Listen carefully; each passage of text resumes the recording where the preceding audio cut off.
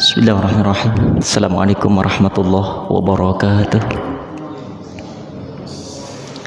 Alhamdulillah rabbil alamin, nikmatika ya Allah, salli ala sayyidina Muhammadin wa ala alihi wa ashabihi man tabi'i bi ihsan ila yaumil din. Rabbi a'udzu bika min hamazati syayatin wa a'udzu bika rabbi ay yahdurun. La hadratin nabi Mustafa Muhammadin sallallahu alaihi wasallam wa ala alihi wa ashabihi wasallam. Akhunihim dan bi'an rasulullah syahada wa sallallahu alaihi wasallam.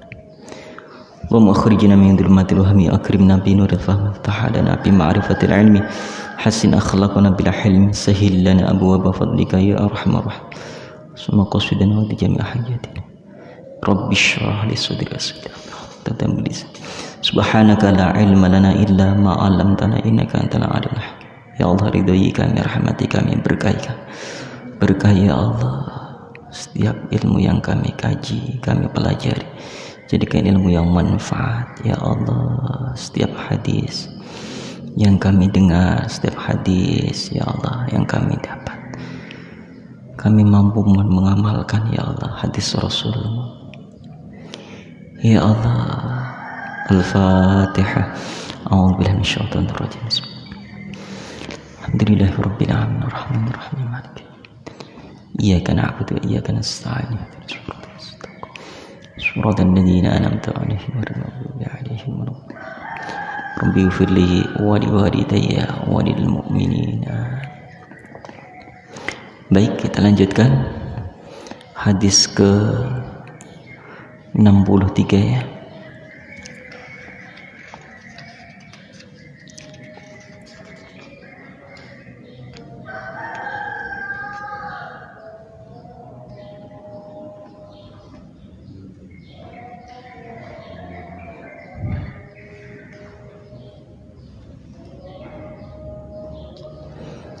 Bismillahirrahmanirrahim. Qala al-mu'allif rahimahullah wa nafa'ana bihi wa bi anfitarin amin ya rabbil alamin. Qala Rasulullah sallallahu alaihi wasallam, idza aradta an amran fa'alayka bit tu'addati hatta yuriyaka Allahu minkal mukhraj. Rawahu al-Bukhari. Idza apabila aradta engkau menghendaki amron suatu perkara atau amron suatu urusan,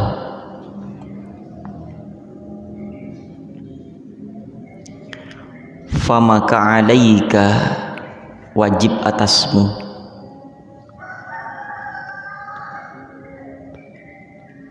bitu'adah, yaitu dengan ketenangan.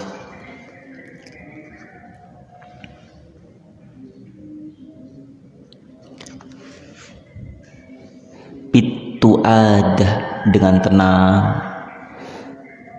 Hatta sehingga yuriya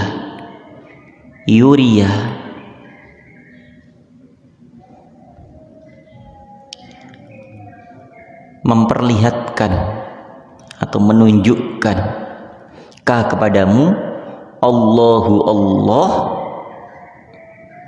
minhu dari amron tadi, dari masalah kita, problem kita, al-mukhraj, kharaja yakhruju kharajan wa makhrajan fahuwa kharijun wa dzaka makhrujun ukhruj la takhruj makhrujun apa makhruj, jalan keluar, makhrajan ya. Sim zaman sim makan di sana ada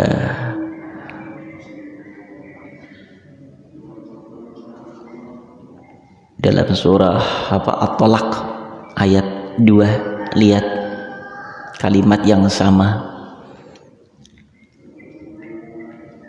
redaksi diawali dengan buah dari ketakwaan seorang. Apa ayatnya? Wa may yattaqillah yaj'al lahu makhraja. Apa makhraja artinya? Jalan keluar terbaik. Nah, ini pesan Rasulullah kepada kita, apapun masalahnya, apapun problemnya yang menerpa hidup kita atau yang meliputi mungkin nanti saat rumah tangga keluarga kita, itu masalah demi masalah akan cair kalau kita bitu ada dengan apa tadi? Ketenangan, tidak dengan emosi. Coba lihat orang yang menyelesaikan masalah ketika dengan tenang, dan masalah yang kemudian diselesaikan dengan emosional, itu hasilnya beda. Apapun itu, ya, ketenangan akan mendatangkan suatu inisiatif atau ide-ide. Tapi kalau urusan atau masalah itu kita selesaikan dengan penuh amarah, ya, apalagi merasa bahwa pendapatnya paling benar di antara yang lain, sudah, ya, kita akan mengalami pasti, karena kita selain makhluk individu adalah makhluk sosial yang tidak bisa terlepas dari ketergantungan kita dengan makhluk lain atau orang lain. Kita akan rumah tangga, dalam rumah tangga pasti ada namanya masalah. Nah, itu yang terbaik. Maka masalah itu, ayo, pertama apa? Pesan Allah, wasyawirhum fil amr, musyawarah. Itu diantaranya. Apapun hasilnya, kalau sudah kita musyawarahkan, maka pasti akan mendapatkan solusi. Kadang nggak muncul dari kita, tapi justru ide itu muncul dari istri kita. Nggak muncul dari kita, mungkin dari teman kita. Makanya kenapa ada selalu apapun kegiatan kita, hendaknya ada namanya musyawarah. Kemudian diberikan kesempatan yang lain, teman kita, sahabat kita, ada ide-ide yang mungkin bisa membangun atau untuk kemaslahatan bersama. Mana wiridan? Ada wiridan? Hah? Bangun ya? Panggil. Doni kemana Mam Imam? Nggak kelihatan.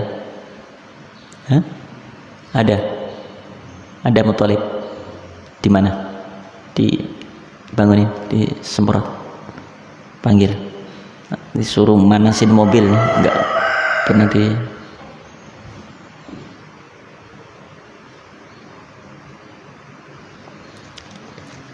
Baik. Ya, ini pesan Rasulullah, bitu ada dengan keterangan. Optimis, enggak pesimis. Karena segala sesuatu pasti ketika Allah berikan ujian itu, pasti Allah berikan jalan keluar, dan Allah sekali-kali tidak akan memberikan ujian di luar kemampuan hamba itu. Ini harus kita yakini. Kadang ada orang yang diuji, aku nggak kuat, sampai kemudian mohon maaf minum apa, racun, bunuh diri dan seterusnya. Ya Allah, nggak menyelesaikan masalah, malah tambah masalah. Dikira masalah dunia, ya, dunia mungkin selesai urusan, tapi di akhirat malah justru menjadi babak awal dari kehidupannya, lebih sengsara lagi. Baik, kita lanjut. Bismillahirrahmanirrahim. Idza qala Rasulullah sallallahu alaihi wasallam, idza aratta, setiap hadis kita membaca sholawat kepada Rasulullah, ya, ini satu sholawat 10 rahmat untuk kita. Idza, apabila aratta, engkau menghendaki, antazkura, untuk menyebut, untuk membuka, apalagi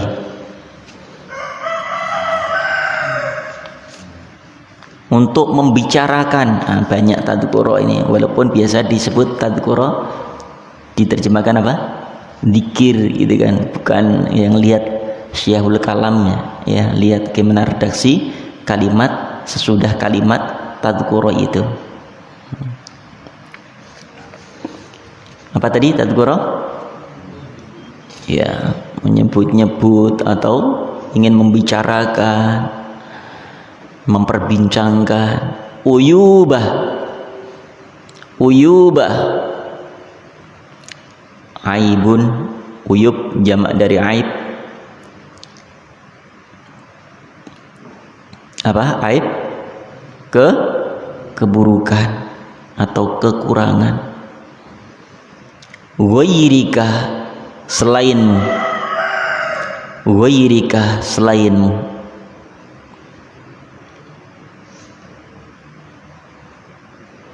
Fadhkur, famaka uzkur. Uzkur, maka ingatlah. Uyubah, aib atau keburukan. Nafsika, dirimu. Nafsika, dirimu. Rawa, meriwayatkan hadis Ar-Rafi'i, Imam Ar-Rafi'i. Insyaallah kalau kita mampu dan bisa mengamalkan hadis ini, kita nggak akan ada peluang atau ada keberanian untuk menceritakan, mengumbar, membicarakan, memperbincangkan aib saudara kita, kalau kita ingat selalu akan keburukan kita. Nah, kenapa orang ada sampai sibuk mencari celah atau aib keburukan orang lain? Karena dia nggak ngelihat, dia nggak mau muhasabah. Padahal belum tentu orang yang dibicarakannya lebih buruk dari dia. Justru ketika kita memperbincangkan aib keburukannya, maka setiap pahala yang kita miliki dari ibadah yang kita lakukan akan tertransfer kepada orang yang kita bicarakan. Nah, itu kan fakta, Ustadz. Nah, itulah namanya ghibah. Kalau tidak fakta, namanya fitnah. Nah, ini menjadi keasyikan kadang-kadang di beberapa media, di televisi, justru program itu mendapatkan rating tertinggi di antara program tayangan yang lain. Ada apa namanya itu? Gosip, gospot, apa-apalah. Banyak acaranya itu. Apalagi ngerumpi. Itu justru disukai. Yang suka siapa? Bapak-bapak apa ibu-ibu? Iya, kalau bapak-bapak sih hobinya beli sayur. Ambil. Kalau ibu-ibu sukanya main bola. Bapak-bapak sih hobinya enggak, arisan. Nah, ini ternyata bagaimana iblis itu pintar sekali. Bagaimana setiap kebaikan yang disampaikan Rasulullah melalui hadisnya itu diputar balikkan. Padahal hadis melarang kan untuk membuka aib keburukan orang lain, tapi justru ditayangkan sebagai acara fenomenal yang hampir setiap program TV itu ada. Bicarain ini, hari ini bicarain ini. Misalnya bicarain bahwasanya imam dengan Faizah telah putus, ya kan? Gara-gara orang ketiga, Reza. Oh, itu terus bicaranya. Besok itu ditayangin lagi di SCTV, ANTV. Wah, orang ketiga terus cari keburukannya. Ya Allah ya Rabbana, mereka dapat duit, kita dapat dosa. Setelah menonton apa reaksi kita kira? Ayo, reaksi yang nonton kira-kira apa? Apakah cukup diam? Enggak, tambah panjang. Telepon teman-temannya, tadi ngelihat nggak acara SCTV? Enggak tuh. Kamu yang lihat itu ya dasar ya. Ya enggak pantas banget, Reza kan temannya imam. Masa tega banget merebut? Iya ya, orang ketiga. Nah, terus berbincang, ketemu di arisan pun yang dibicarakan itu, ketemu di kundangan itu lagi, apalagi ketemu orangnya. Mana sih ceweknya kayak apa sih sampai direbut begitu. Nah, terus nggak habis-habis. Belum tentu orang yang membicarakan itu lebih baik daripada orang yang dibicarakan. Ya Allah. Ya Cung, jadi ketika kita ingin membicarakan keburukan orang lain, apa pesan Rasulullah? Fadhkur uyuba nafsik. Udah sampaikan gitu aja.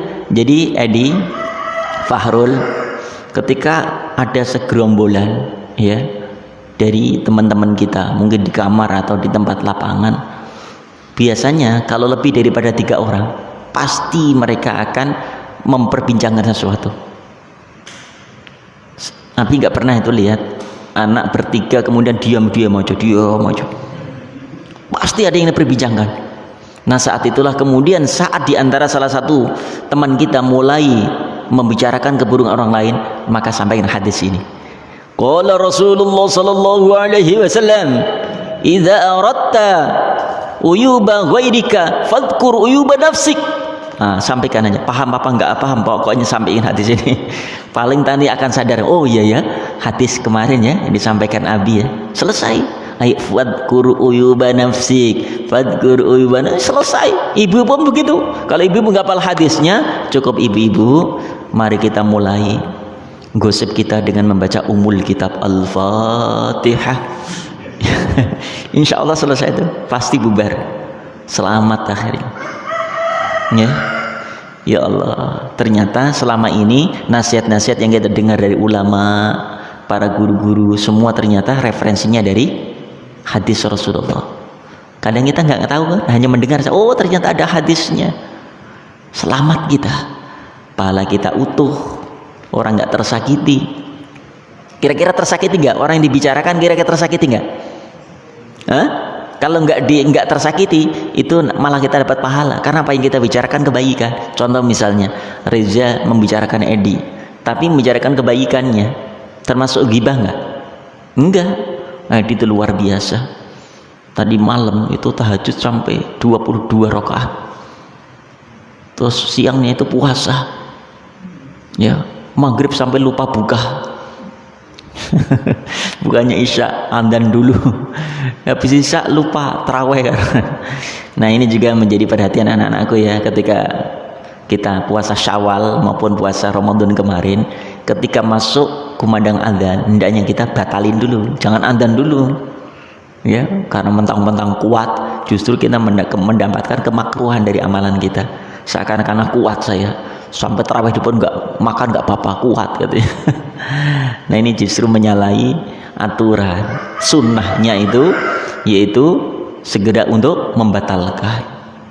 Setelah itu baru kumandang adzan. Kalaupun nanti makan ya, nanti ronde kedua deh ya, yang pertama yang penting membatalkan dulu yang manis-manis lah. Alhamdulillah ini selalu manis-manis semua, makanya wajahnya sekarang tambah manis setelah keluar Ramadan, minumnya manis terus.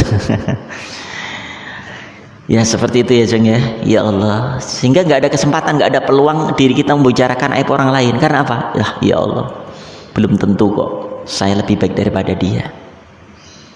Nah kalau itu kemudian ada di dalam setiap hati kita, aman. Pertama, nggak tertransfer pahala kita. Lalu yang kedua apa? Allah akan tutup keburukan dan aib kita dunia akhirat. Man satara uyuba akhahu satara uyubahu fid dunya wal akhirah. Nanti hadisnya akan sampai insyaallah. Barang siapa menutupi aib keburukan saudaranya di dunia, maka Allah akan tutupi aibnya dunia akhirat. Tapi barang siapa terus mengumbar aib keburukan saudaranya, sahabatnya, tetangganya, Allah akan singkap nanti aib dan keburukannya dunia akhirat. Yang milih mana? Ya Allah, akan diperlihatkan oleh Allah. Maka insya Allah ya, setiap hadis kita sudah tahu. Nah ini bisa menjadi juga Jong, ketika nanti kita menyampaikan kultum, kita sudah punya landasan, udah ada dasar, nggak usah nyari-nyari. Enak kan? Oh misalnya besok temanya tentang bagaimana kita menjadi orang yang selamat supaya tidak menjadi orang yang muflis atau bangkrut pahala kita. Oh, di antara hadis yang kita paparkan ini, ya, insyaallah akan manfaat nanti. Kita lanjut. Qala Rasulullah sallallahu alaihi wasallam, "Idza apabila aratta engkau menghendaki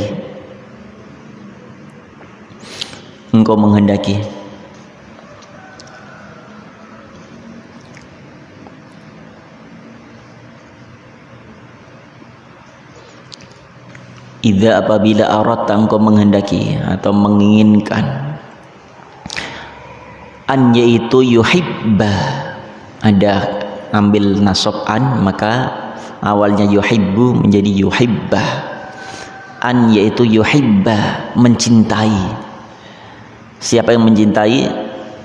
Ka kepadamu, siapa yang mencintai? Allahu Allah, Allahu Allah.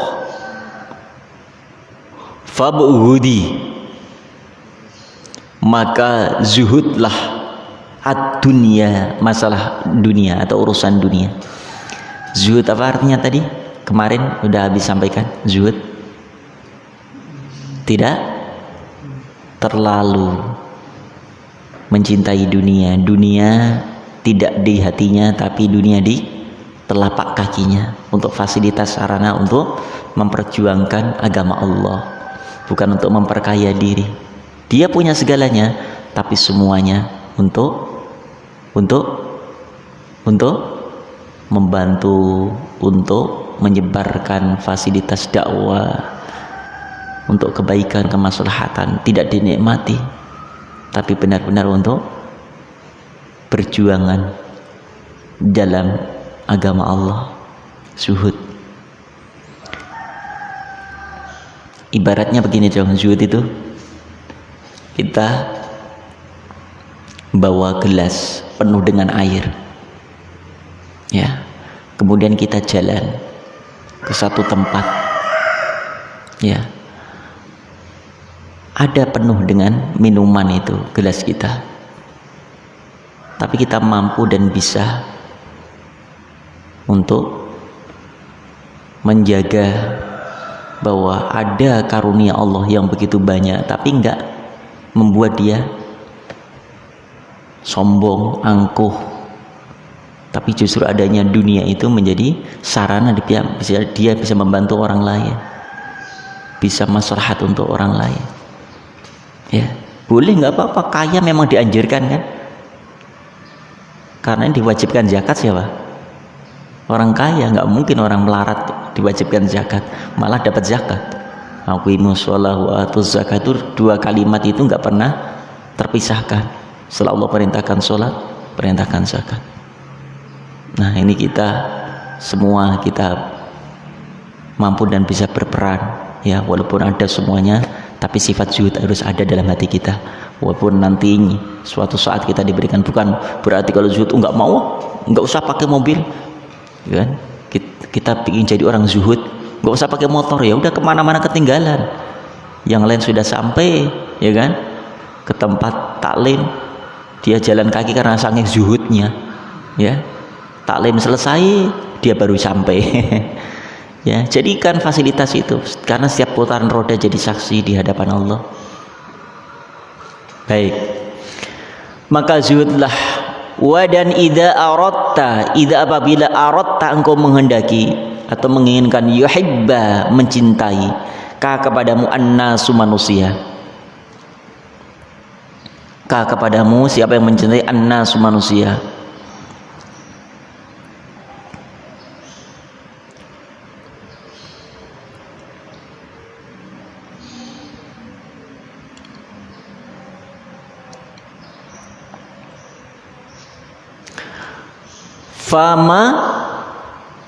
Fama kana indaka, fama kama apa-apa, kana yang ada, fama kama apa-apa, kana ada, indaka di sisimu, indaka di sisimu, min dari kuduliha, min dari kuduliha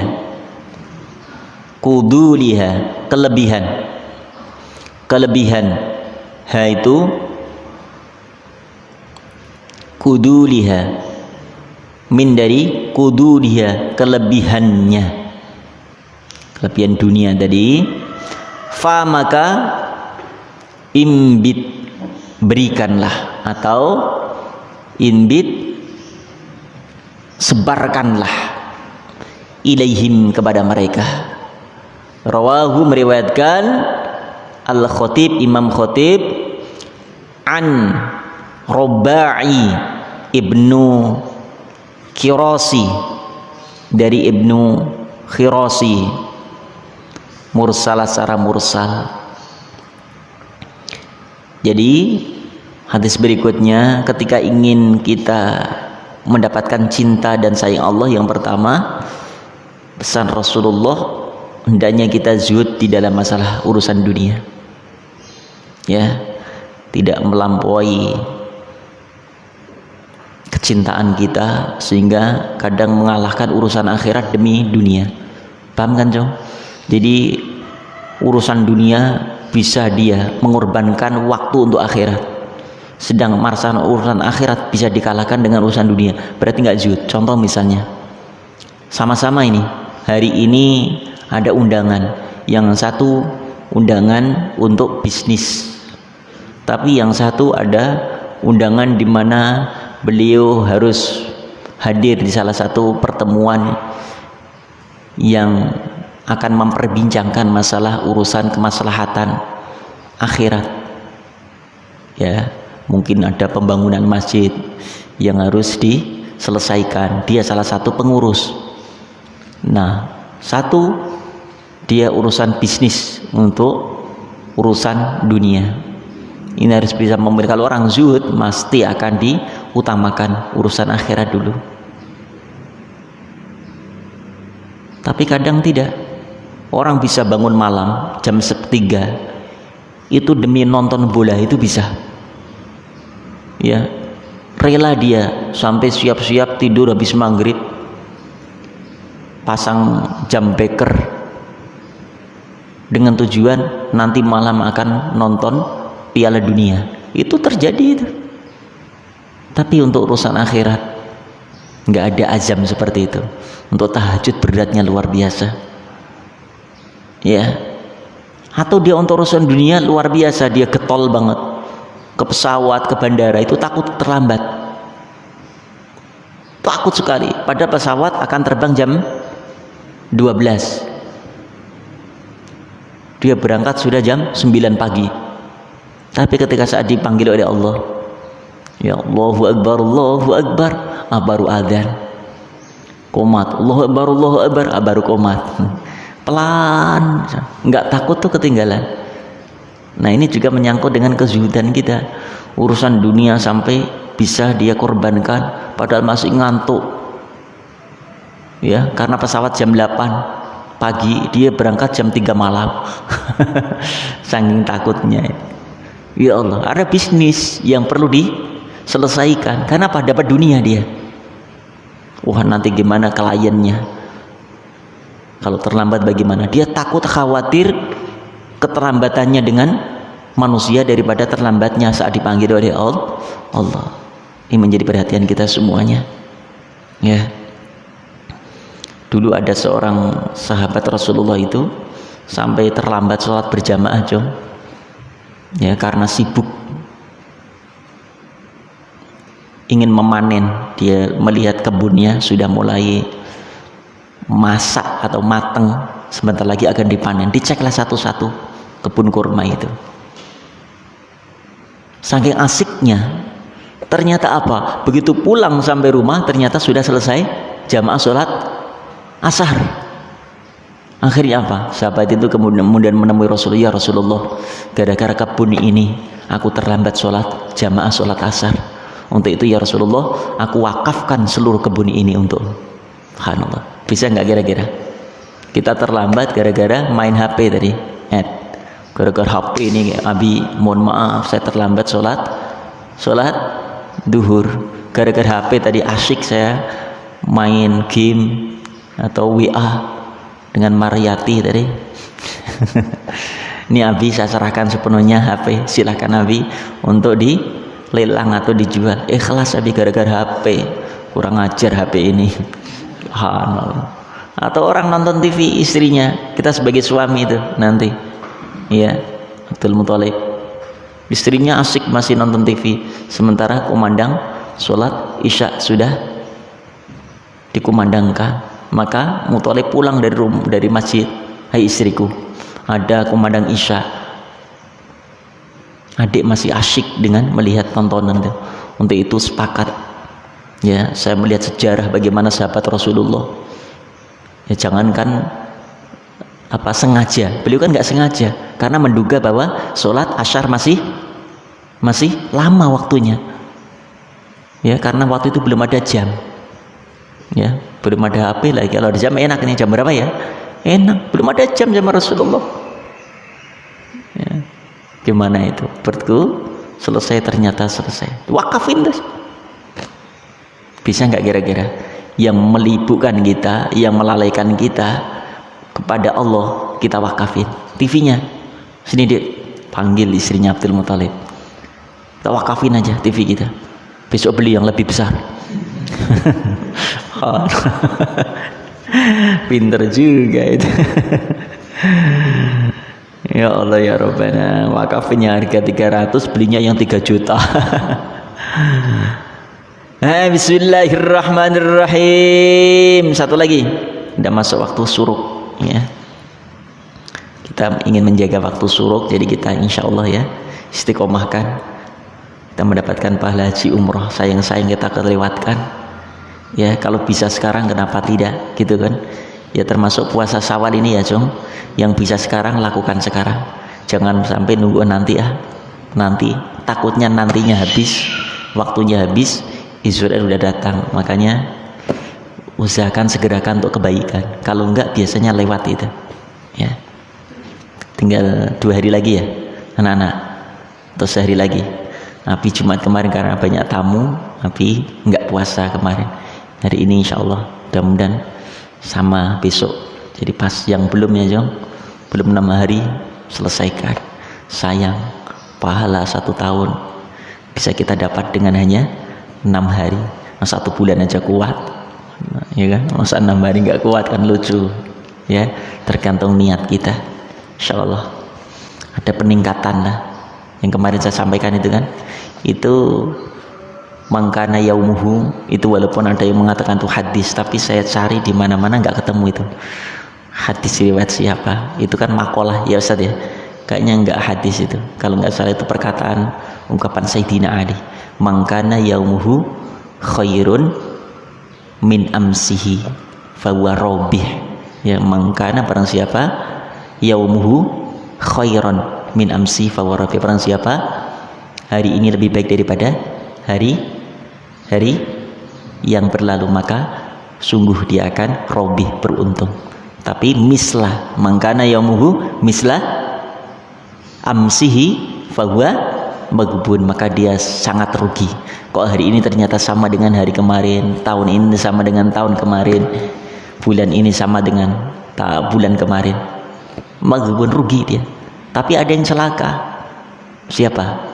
Mangkana yaumuhu syarron min amsihi fahuwa mal'un, barang siapa hari ini, bulan ini, tahun ini ternyata lebih buruk daripada tahun yang lalu, bulan yang lalu, hari sehari yang lalu, maka mal'un, celaka. Ya, harus ada kebaikan seiring sejalan dengan tambahnya usia kita, harus ada kebaikan, ya Cung. Insyaallah ini menjadi motivasi kita. Baik, hadis terakhir. Bismillahirrahmanirrahim. Kita akan sepakati pokoknya waktu suruk sampai selesai, ya, biar nggak lama-lama. Kita masih ada persiapan murojaah. Sore nanti bisa langsung setoran atau murojaah untuk memutihkan hafalan kita, ya, bisa asar dan habis isya. Idza apabila istayqadha bangun ar-rajulu, yaitu laki-laki, maksudnya adalah para suami. Ini calon para suami ini. Abdul Muthalib, calon suami atau calon istri? Suami ya. Membayangkan nanti ya sekarang ya anak-anak ya. Ngomong anak-anak. Gendong anak. Sekarang anak-anak. Istayqadha apa? Bangun dari baringnya, dari tidurnya. Ar-rajulu, siapa laki-laki, min, dari al-laili, tengah malam.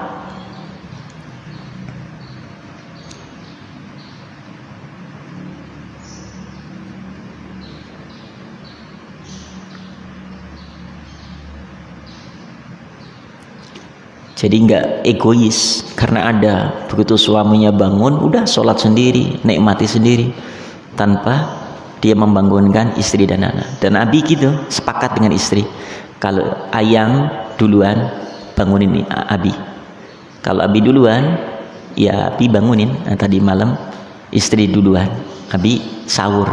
Bangunnya pertama gampang, sahur dulu ya kan.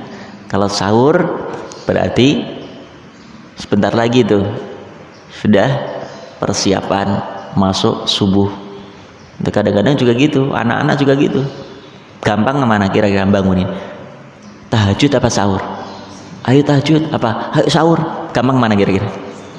Nah, ya kan? Jangan ada dusta di antara kita. Sahur glek langsung. Tapi kalau tahajud, belum subuh. Ya Allah, ngelihat jam, dibangunin tahajud ngelihat jam. Si lama. Ya Allah, jadi kita alhamdulillah anak-anak kita bangunin kan, Kaila, Naila. Bangunin Kaila aja bisa. Begitu keluar bangun langsung Allahumma sholli ala sayyidina, itu hafal tuh. Karena sering mendengar lantunan kalimat fil qulub. Anak kecil ya, subhanallah, itu aja bisa nggak ngantuk, bisa bangun. Yang gede-gede kok kalah anak-anak kecil. Ya Allah ya Rabbana. Baik, wa aiqadha, wa dan aiqadha, dan membangunkan ahlahu, keluarganya. Ya jangan sendirian, jangan egois. Mentang-mentang gitu kan. Kita bisa bangun, nah termasuk membangunkan sahabatnya, temannya. Kalau kita belum punya istri berarti ahlahu diterjemahkan apa? Diterjemahkan apa? Temannya, sahabatnya. Jangan sendiri menikmati suasana tahajud. Gimana caranya? Dengan cara yang terbaik. Ya, contoh pesan Mas Edi, nanti malam kalau Kak Edi duluan, saya bangunin ya. Ya, janji ya. Ada kesepakatan MOU kita buat. Nah kalau nggak bangun bukan Kang, nggak apa-apa, silahkan siram ya dengan air. Berapa banyak? 1 ember lah, ya. Atau disemprot gitu. Kalau masih marah, ya ternyata bangunin dan seterusnya. Tapi kalau ada kesepakatan yang sudah kita buat, insya Allah nggak marah, malah terima kasih. Begitu nggak dibangunin malah ngambek. Kenapa nggak dibangunin? Maaf Kang, saya lupa. Karena apa? Mepet saya bangunnya. Cuma dapat 2 rakaat. Itu pun rakaat terakhir udah adzan. Ya Allah ya Rabbana. Jadi maaf. Nah, itu termasuk sudah ada niat untuk membangunkan temannya ahlau. Jangan egois ya. Kebaikan harus kita bisa berbagi dengan yang lain. Karena Nabi sudah menyampaikan itu. Kenikmatan apapun, kelezatan apapun yang sudah kita rasakan, tentang bagaimana kita misalnya puasa Senin dan Khamis, puasa Quran, dan puasa apapun lah, ceritakan kepada teman kita supaya menjadi motivasi. Ya jangan dinikmati sendiri. Abi kan sering begitu. Ayo cung, yang sudah selesai Quran, puasa Quran, coba nikmatnya bagaimana indahnya. Nah kemudian alhamdulillah kemarin ujian bulan kemarin, alhamdulillah karena berkah sholat taqwiyatul hifdi semuanya lulus kecuali yang tidak lulus. Ya, biasanya nggak lulus sampai 50%. Berkat anak-anak sudah melakukan sholat taqwiyatul hifdi, yang nggak lulus hanya 3%. Ya, semua lulus putra putri, alhamdulillah. Inilah ada perkembangan secara signifikan setelah kita mengamalkan pesan Rasulullah untuk menjaga hafalan kita melalui sholat takwiyatul hifdzi. Karena apa? Kenapa Abi harus menyampaikan kepada anak-anak? Karena Abi merasakan kenikmatan itu. Betapa nikmatnya setelah orang menjaga sholat takwiyatul hifdzi, itu akan terjaga hafalannya. Jadi nggak ada rasa malas untuk merojaah, itu nggak ada. Jadi semangat itu dibuat oleh siapa yang membuat semangat? Allah. Siapa yang mencabut rasa malas? Allah. Siapa yang menghendaki? Allah. Karena tidaklah suatu perkataan yang disampaikan Rasulullah kecuali illama yuha, kecuali itu adalah wahyu Allah. Makanya kita mengamalkan itu. Nggak ada rasa malas itu murojaah. Coba kalau sekali aja kalian nggak melakukan sholat takbir itu, down nanti, malas, susah. Begitu melakukan, ya Allah nikmat ya, pinginnya itu murojaah terus. Ada kenikmatan seperti itu. Dan Abi mendapatkan kenikmatan itu, maka Abi sampaikan, bagikan kalau ingin mendapatkan nikmatnya murojaah, lakukan amaliyah yang disampaikan Rasulullah. Dan ternyata alhamdulillah cespleng itu paham, manjur ya. Alhamdulillah ujian pada lulus semua, kecuali yang nggak lulus. Ya, alhamdulillah. Imam lulus nggak kemarin? Berarti takwiyatul hifdzi kurang maksimal kalau nggak lulus. Kalau itu dilakukan cuma nggak ada yang nggak lulus, pasti terjaga. Akan kelihatan setiap huruf, setiap ayat di benak kita. Allah yang akan menolong, membantu, yang akan melekatkan hafalan-hafalan itu. Yakinlah, ya. Baik. Wa sholaya, wa dan sholaya. Kalau satu orang sholah, kalau suami istri berarti sholaya, dan keduanya sholat. Rajul dan ahlahu tadi, suami dan istri sholat rakaataini, 2 rakaat aja minimal ya, tapi istiqomah adwam ya. Kok bisa istiqomah, lebih mudawamah, lebih dicintai oleh Allah daripada 8 rakaat tapi seminggu sekali, 8 rakaat tapi tiap Ramadan saja. Setelah itu nggak sholat lagi. Lebih baik Ramadan 4 rakaat tapi istiqomah sampai Syawal ini, bahkan nambah. Tahun kemarin 2 rakaat, tahun ini harus nambah 4 rakaat. Tahun kemarin 4 rakaat, hari ini tahun ini harus 8 rakaat. Ya, itulah disebut dengan mangkana yaumuhu khairan min hamsihi. Kalau ternyata sama saja, duha kemarin 2 rakaat, tahun ini masih 2 rakaat lagi, minta kroting lagi. Ya Allah ya Rabbana, harus meningkat minimal 6 lah. Nah tahun besok mudah-mudahan bisa 8 rakaat.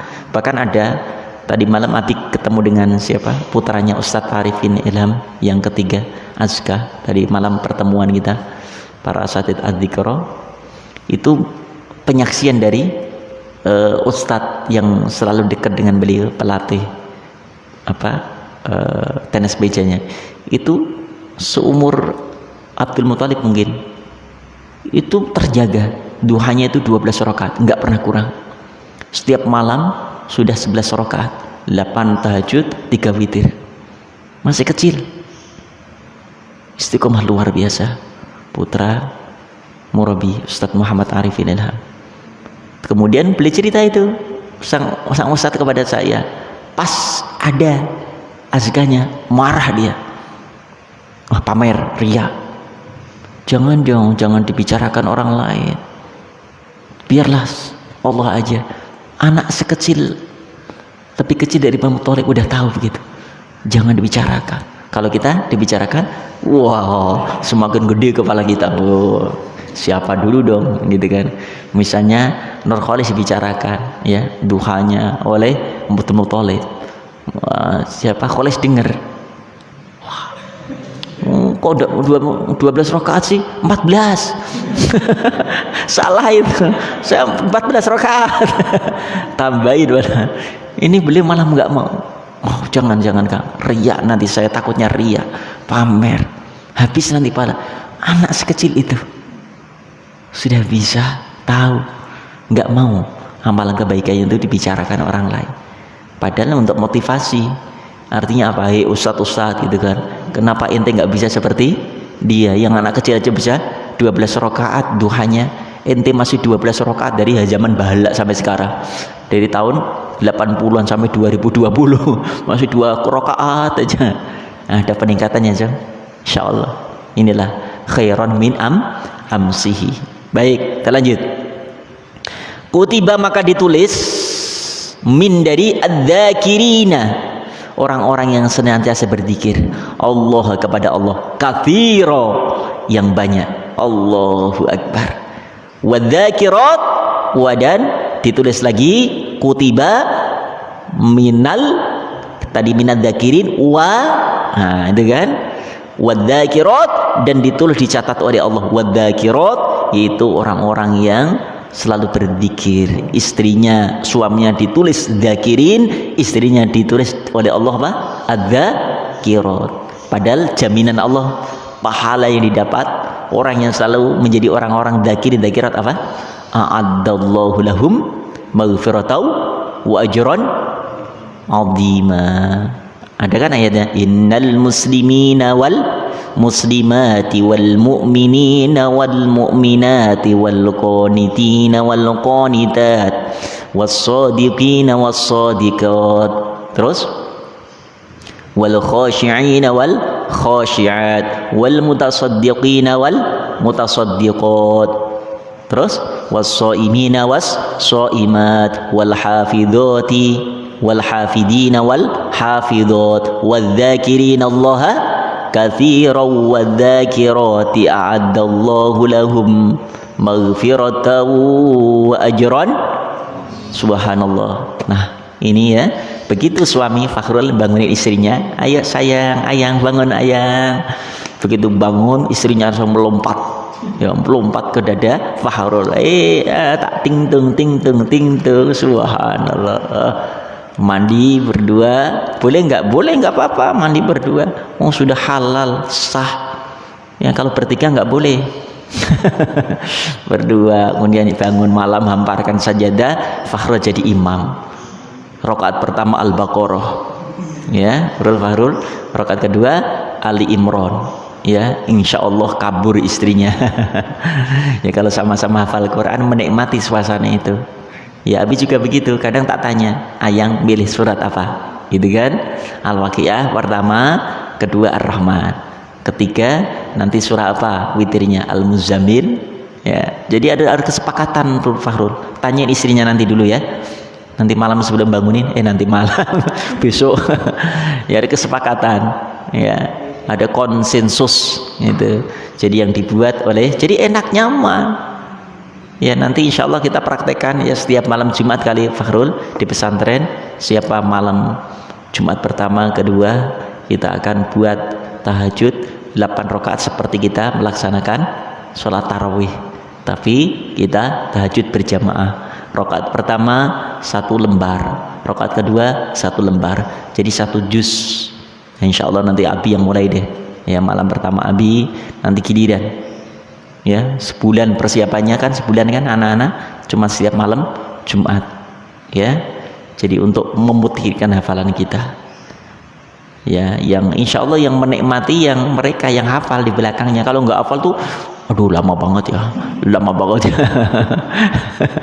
Tapi kalau hafal tuh menikmati. Kenapa Abi selalu di belakang santri-santri? Karena pingin menikmati suasana itu ya.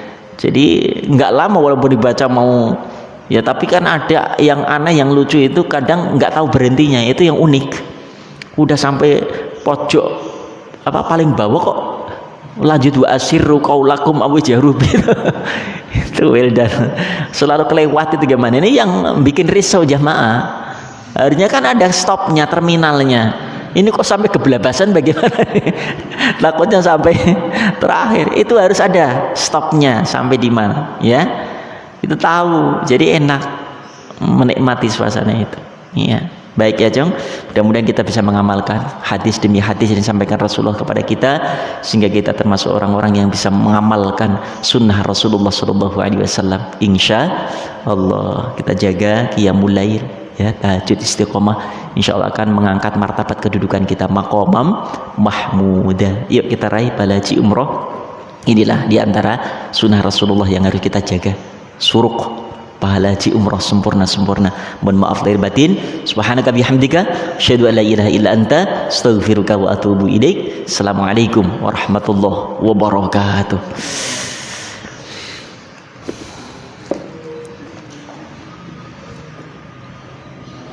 Ya, surat Suruk sudah masuk waktu duha, sekalian duha ya. Nambah rakaatnya.